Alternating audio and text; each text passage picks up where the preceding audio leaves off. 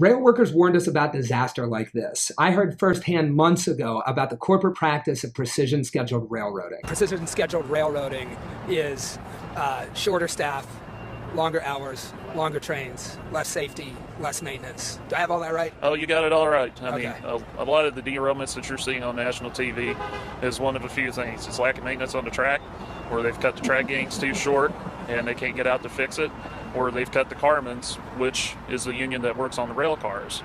So we had one derailment here in Northeast Ohio where a wheel flange was very thin. It picked a switch and derailed the entire train. Luckily, it was full of candle wax and not something highly volatile. Rail workers tried to strike over this stuff, but were stopped by Congress. A few weeks later, and here we are. Several Norfolk Southern cars of toxic, highly volatile chemicals exploded fantastically in the tiny town of East Palestine, Ohio, 20 miles from where I grew up.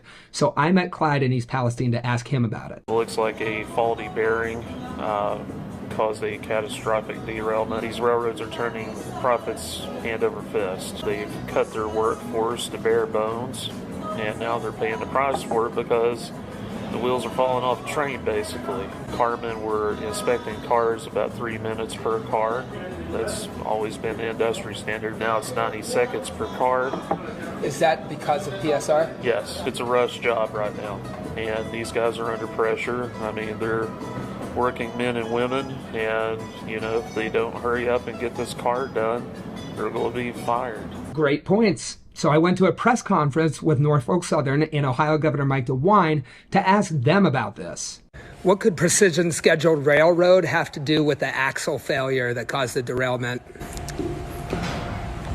I have no idea. That's a mechanical issue. Precision scheduled railroading is a management process. Not a great answer, and that's probably because Norfolk Southern let a worker take the fall, rather than a single corporate executive showing up in the town that they polluted to be held accountable.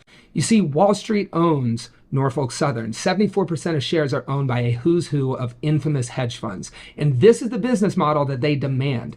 Profit at any cost. And disaster like this is simply a cost of doing business. They cut everything, make all the money, and pay off disasters in tiny flyover towns from the profit.